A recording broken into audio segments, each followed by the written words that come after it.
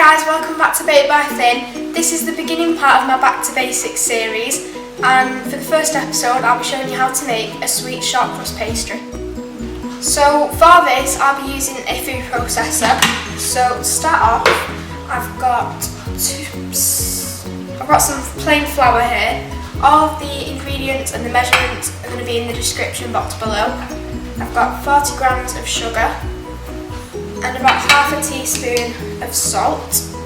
Put that all in there, and then just put the lid on it and just give it a little bit of a blitz just to incorporate all the ingredients.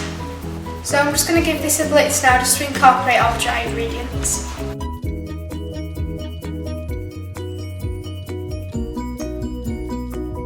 So that's done now. Now I'm going to add my cold butter that I've chopped up. That can just go straight in there. Pop the lid back on and then just give it another blitz until it looks like breadcrumbs.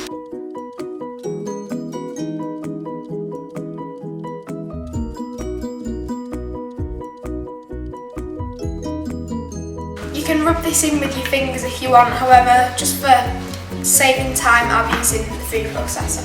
So this is all coming together now, and I've got some really cold water here. I just started off with some water and added ice cubes and they've all melted now.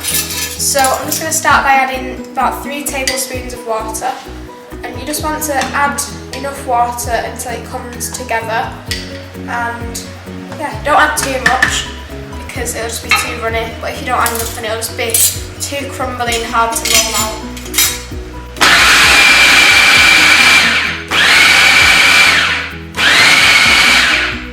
I might just add 2 more tablespoons of water.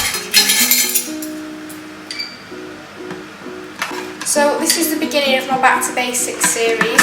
The next episode that I'll be doing on here is how to make a classic Victoria sponge, so keep your eye out for that one.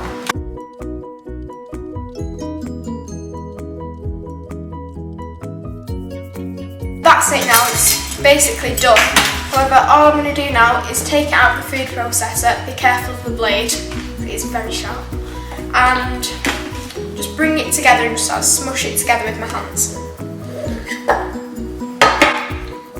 So it sort of like clumps together and looks a little bit like wet sand. And sort of tip that out onto here, and then, like I said before, just bring it together with your hands. And then it's done.